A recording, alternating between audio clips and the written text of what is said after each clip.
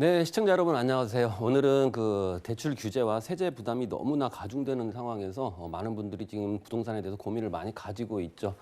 정점을 찍은 대출 규제나 세제 확대는 9.13 이후에 더 가중이 된 것 같습니다. 계속적으로 가격이 하락이 되고 있는 그런 상황에서 얼마만큼 지난달 대비, 3월 대비 4월 달은 얼마만큼 가격이 하락이 됐는지 그리고 어느 지역은 오른 지역도 있습니다. 다 떨어지지는 않고 오르는 지역도 있는데 대대광전, 대전, 대구, 광주, 전남 지역은 올랐는데 나머지 다른 지방부터 해서 수도권, 서울 지역까지 전부 다 하락이 계속적으로 지속이 되고 있죠. 그래서 그런 부분을 좀 검토를 좀 해보도록 하겠습니다. 자, 전국적으로 봤을 때 전국적으로 이 매매 가격이고요. 파란색이, 그다음에 빨간색이 전세, 그리고 이 초록색이 월세 가격인데 보시게 되면 막대 그래프가 위쪽을 향해서 간 그래프 막대가 없죠. 전부 다 밑에를 보고 하향 지향을 하고 있는 그런 상황입니다. 자, 매매 가격을 보게 되면 전국적으로 마이너스 0.21%, 3월 달 대비 4월 달에는 마이너스 0.21%가 하락이 됐죠.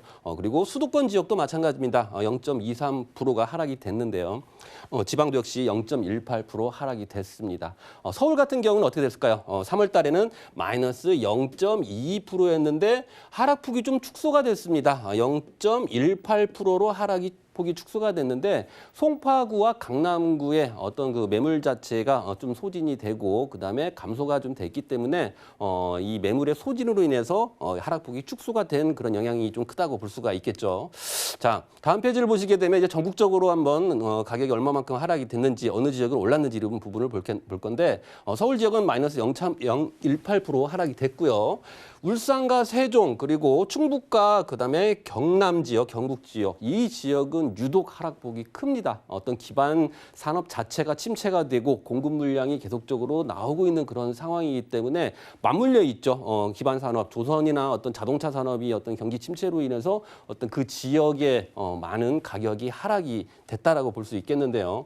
대대광전이라고 말씀드렸습니다. 대구 그다음에 광주 대전 그리고 전남 지역, 유독 전남 지역은 0.20% 전국에서 가장 많은 이 하락폭, 아니 그 상승폭이 크다고 볼 수가 있겠는데 이 전남 지역은 왜 그럴까요? 전남 지역에 그만큼 어떤 정비 사업이 계속적으로 많은 지역들이 있습니다. 지금 순천도 그렇고 그다음에 광양 자체도 정비 사업이 계속적으로 펼쳐져 있고 광양 같은 경우는 공급이 굉장히 부족한 지역인데도 불구하고 많은 인구 유입을 시켜야 되는 그런 상황입니다. 그래서 산업 시설들이 굉장히 많죠. 산업 단지들이 그만큼 많고 포스코와 포스코 케미칼, 그다음에 제철 그리고 현대제철 이런 큰 기업들이 있는 반면에 공급량이 굉장히 부족합니다. 2016년 이후로는 공급량이 없는데 요즘에 어떤 업체에서 339세대가 지금 분양을 하고 있죠. 그렇지만 굉장히 공급량 자체는 앞으로도 계속적으로 나와야 되는 그런 상황이죠. 어찌됐건 기반시설이나 산업 기반시설이나 어떤 산업 단지들이 많고 인력들이 그만큼 충원이 되고 그리고 대기업들이 몰려있는 쪽 이런 쪽들 그리고 어떤 정비사업, 구획정리 사업을 통해서 이 지역이 인구를 유입하고자 하는 시장의 노력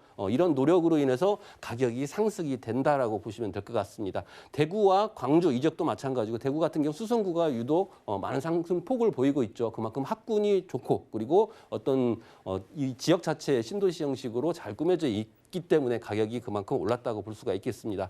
자, 마지막 페이지인데요. 노원구와 성동구 같은 경우에를 보게 되면 0.30%, 0.31% 많이 하락폭이 커졌습니다. 그만큼 신규 입주 물량보다도 기존에 있는 대단지 위주의 어떤 매물 자체가 더욱더 급매물이 더욱더 많이 나오면서 하락폭이 축소가 됐다. 하락폭이 그만큼 많아졌다라고 보면 될 것 같고요. 성북구와 동대문구 같은 경우에는 대단지의 신규 입주 물량이 그만큼 많습니다. 공급이 그만큼 과다하게 많이 나오고 있는 그런 상황이기 때문에 수요보다도 공급이 많기 때문에 가격이 하락폭이 크다라고 보면 될 것 같고요. 강남과 송파 같은 경우를 보게 되면 그만큼 일부 단지가 급매물이 소화가 됐습니다. 그로 인하면서 감소폭이 이런 하락폭 자체가 감소폭이 줄었는데 이로 인해서 추가 매수가 없어서 지금 현재는 소강 상태를 보이고 있지만 그 외 대다수의 단지들은 가격폭이 하락폭이 큽니다. 그래서 이 정도의 0.23% 마이너스 0.15%이 정도의 형성이 됐고요. 양천구 같은 경우에는 지금 재건축이나 재개발 그다음에 대단지 위주로 신규 공급 물량이 많기 때문에 가격적인 부분 자체가 마이너스 0.41% 하락이 됐고요.